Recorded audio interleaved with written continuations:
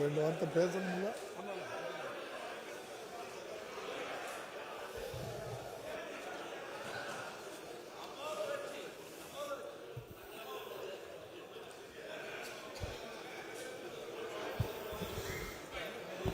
நான் பேரவைத் தலைவராக தேர்ந்தெடுக்கப்பட்டதை விட இன்று நம்முடைய மாண்புமிகு முதல்வர் அவர்கள் என் மீது வைத்திருக்கின்ற நம்பிக்கை, இந்த சட்டமன்றத்தில்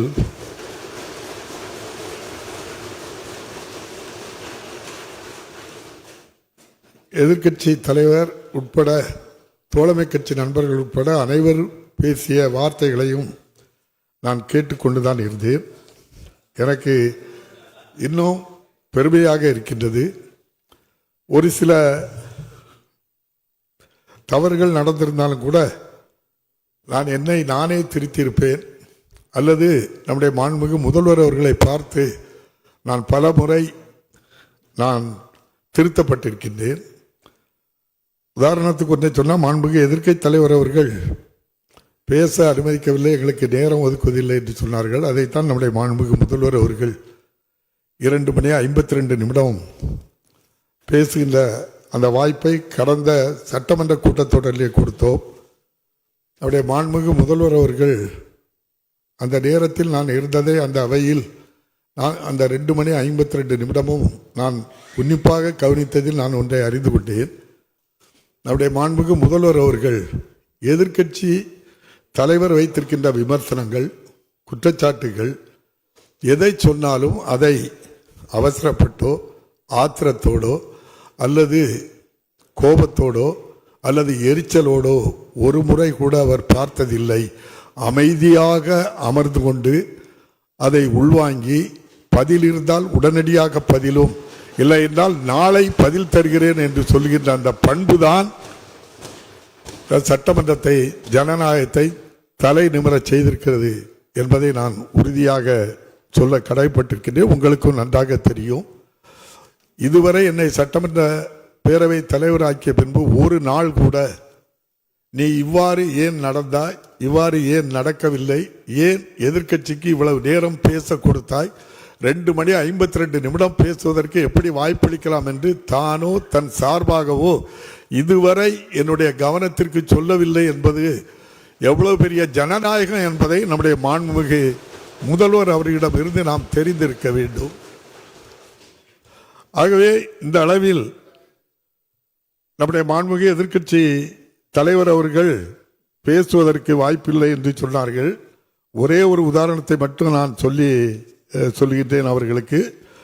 ஒரு உதாரணம், கடந்த ஆளுநர் உரையின் மீது நடந்த விவாதத்தில் திராவிட முன்னேற்ற கழகத்தைச் சேர்ந்த உறுப்பினர்கள் 6:33 பிரதான எதிர்க்கட்சியான அதிமுகத்தைச் சேர்ந்தவர்கள் 12:26 நேரங்களும் பேசுவதற்கு வாய்ப்பு கொடுத்திருக்கின்றது.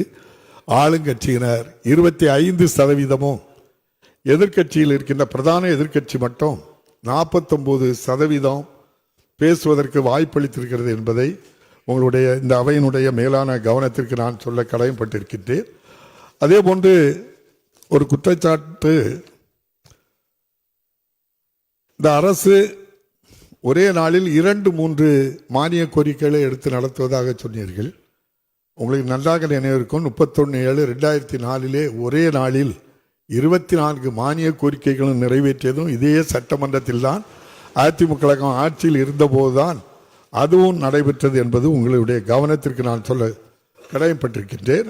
அதோடு மட்டுமல்ல, நம்முடைய மாண்புமிகு உறுப்பினர் ராஜன் செல்லப்பா அவர்கள் பேசுகின்ற நேரத்தில் நான் அவர்களை இந்த போராட்டத்தை தூண்டிவிட்டது நீங்கள் தான் என்று சொன்னதாக சொன்னார்கள்.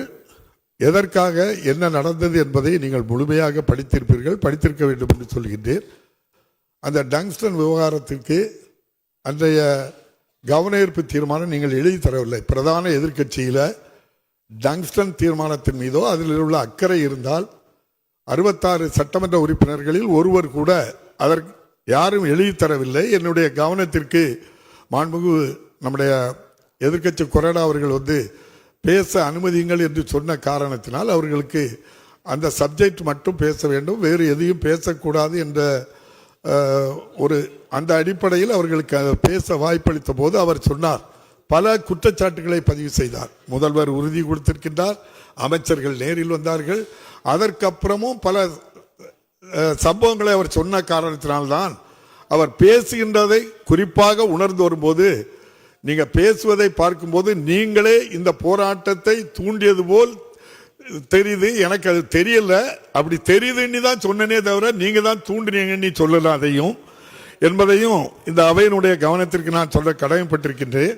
என்னை பேரவைத் தலைவர் பதவியில் இருந்து நீக்க கோரும் இத்தீர்மானம் அறிவிப்பு சில அதிமுக உறுப்பினர்களால் அளிக்கப்பட்டு, அனைவராலும் அல்ல ஒரு சிலரால் மட்டும் அளிக்கப்பட்டு, அதுவும் தற்போது எடுத்துக்கொள்ளப்பட்டு விவாதிக்கப்பட்டு அது தோற்கடிக்கப்பட்டது என்று சொல்ல மாட்டேன். ஜனநாயக அமைப்பிலே பேரவையிலே அது நிராகரிக்கப்பட்டுள்ளது. மாண்புமிகு முதலமைச்சர் அவர்களுக்கும் என் பணித்திறத்தை மெச்சி பேசிய மாண்புமிகு பேரவை முன்னவர் அவர்களுக்கும், மாண்புமிகு பேரவை பெருமக்கள், சட்டமன்ற எதிர்க்கட்சி தலைவர்கள், தோழமை கட்சி நண்பர்கள் உட்பட அனைவருக்கும் என்னுடைய நன்றியை இங்கே பழித்தும் பாசத்தோடும் பேசிய பேரவை உறுப்பினர்கள் அனைவருக்கும் என்னுடைய நன்றியை முதலில் தெரிவித்துக் கொள்கிறேன். இப்பேரவையில் நான் ஒரு உறுப்பினராக 2006ஆம் ஆண்டு முதல் பணியாற்றிய போது கலைஞர் அவர்கள் எனக்கு கற்றுத்தந்தது அன்றைக்கு 2006ஆம் ஆண்டு என்று நினைக்கின்றேன். இதுபோன்று அப்போதைய பேரவைத் தலைவர் அவர்கள் மீது தீர்மானம் கொண்டு வரப்பட்ட போது கலைஞர் சொன்ன வரிகளை தான் நான் நினைவு கூறுகிறேன். தங்களை தாங்களே நம்பாமல் கொண்டு வந்த தீர்மானம் என்றார் மறைந்த தலைவர் கலைஞர். இந்த வரிகள் தான் எனக்கு இப்போதும் நினைவுக்கு வருகின்றது. நான் நினைத்து பார்க்கின்றேன், அதிமுக குறிப்பிட்ட சில கருத்துக்கள் அடிப்படையில் நான் செயல்பட்டிருப்பேன். ஆனால் மாண்புமிகு முதல்வர் அவர்கள் வாழார் உண்மையிலேயே பேரவையிலேயே எழுந்து கருத்தை தெரிவித்திருப்பார். ஏனென்றால் மாண்புமிகு முதல்வர் அவர்கள் பேரவைத் தலைவர் பதவிக்கு எந்த அளவிற்கு மரியாதை அளிக்கிறார் என்பதற்கு ஒரு உதாரணம் வரையில் மாண்புமிகு முதல்வர் அவர்கள்தான் பேரவைத் தலைவர் அவர்களுடைய அறைக்கு வந்து சந்தித்திருக்கின்றார்கள். இவ்வளவு பெரும் மதிப்பு வைத்திருக்கின்ற பேரவைத் தலைவர் அவர்கள் பதவி, அந்த பதவிக்கு களங்கம் வருகின்ற வகையில் நடந்து கொண்டால் அடுத்த நிமிடமே பேரவையிலேயே பதவி செய்திருப்பார். நம்முடைய கலைஞர் பேரவைக்கும் பேரவைத் தலைவருக்கும் எந்த அளவு மரியாதை மதிப்பு தருவாரோ அதைவிட கடுகளுக்கும் குறையாமல் காப்பாற்றுகின்றவர், அவர் வழியில் நடக்கின்றவர் நம்முடைய முதல்வர் மாண்புமிகு மு.க. ஸ்டாலின் அவர்கள். இந்த பேரவையே சில காலம் ஜனநாயகம் வீழ்ந்து இங்கே சட்டமன்ற நடவடிக்கைகள் பாழ்பட்டு இருந்த காலத்தில் அனுபவித்த கொடுமைகள், பெற்ற அனுபவங்கள், அதன் அடிப்படையில் இயற்கையிலேயே ஜனநாயக அமைப்பின்பால் தான் கொண்ட பற்று, பேரவைக்கு உள்ள மாண்பினை முழுதும் உணர்ந்த பண்பு, பேரவைத் தலைவர் மீது கொண்ட மரியாதை ஆகியவற்றினால் இந்த பேரவை எடுத்துக்காட்டாய் அமைய மீண்டும் விதைத்தவர் நம்முடைய இன்றைய முதல்வர் மு.க. ஸ்டாலின் அவர்கள். ஆளுங்கட்சி உறுப்பினர்களுக்கு அதிக வாய்ப்புகள் அளிக்காமல் ஜனநாயக முறைப்படி எதிர்க்கட்சி உறுப்பினர்களுக்கு அதிக வாய்ப்புகள் அளித்துள்ளதாக ஏன் இங்கே நம்முடைய மாண்புமிகு தகவல் தொழில்நுட்பவியல் துறை அமைச்சர் உள்ளிட்ட சில அமைச்சர் பெருமக்கள் கூட இந்த பேரவையிலேயே அதனை பதிவு செய்துள்ளார்கள். என்னுடைய இந்த குணத்திற்கு காரணம் நான் ஆசானாக ஏற்றுக்கொண்ட கலைஞர் அவர்களிடம் கற்ற பாடம், முதல்வர் எனக்கு இட்ட கட்டளை.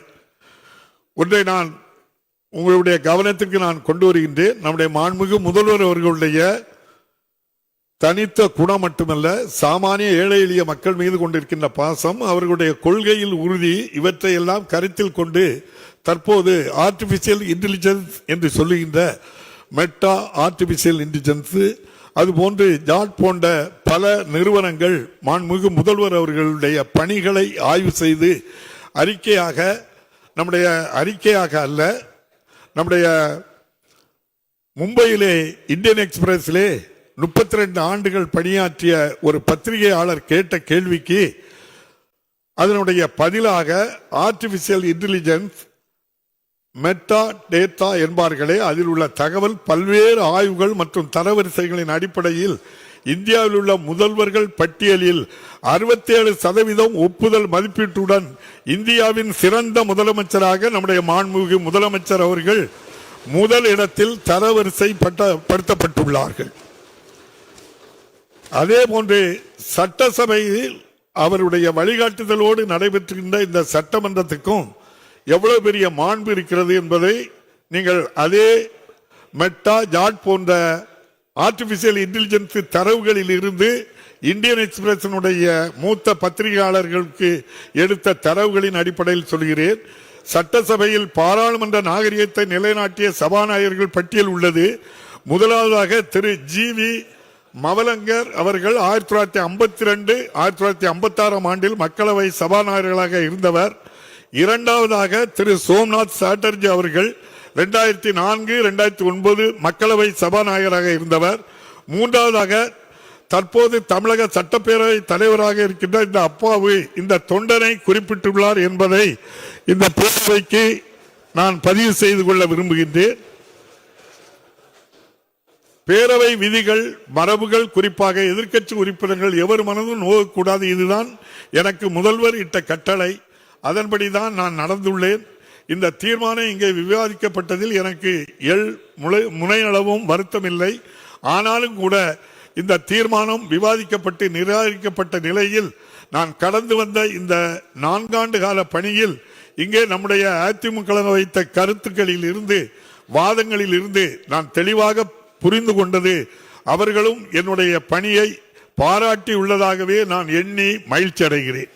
மாண்புமிகு முதல்வர் அவர்களின் ஆணைக்கிணங்க நேரடி ஒளிபரப்பு என்பது படிப்படியாக நடந்து கொண்டிருக்கின்றது. கலைஞர் அவர்கள் சொல்வார்கள், இடிப்பாரே இல்லாத ஏமாறா மன்னன் கெடுப்பார் இல்லாமல் கெடுவான் என்று குறையை சொல்வோர் வேண்டும்.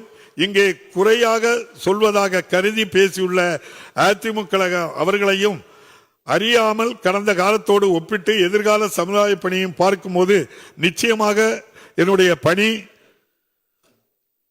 பாராட்டப்பட்டதோடு மட்டுமல்ல, என் மீது வைத்திருக்கின்ற அன்பு பாசம் வைத்திருக்கின்ற எல்லோரும், எதிர்கட்சி உறுப்பினர்கள் உட்பட அனைவருக்கும் நான் மீண்டும் ஒரு முறை நெஞ்சார மனமாற நன்றியை தெரிவித்துக் கொண்டு, இன்னும் நடுநிலையோடு நம்முடைய மாண்புமிகு முதல்வர் நினைக்கின்ற அளவுக்கு இந்த சட்டமன்றம் தொடர்ந்து நடைபெறும் என்பதையும் கூறிக்கொண்டு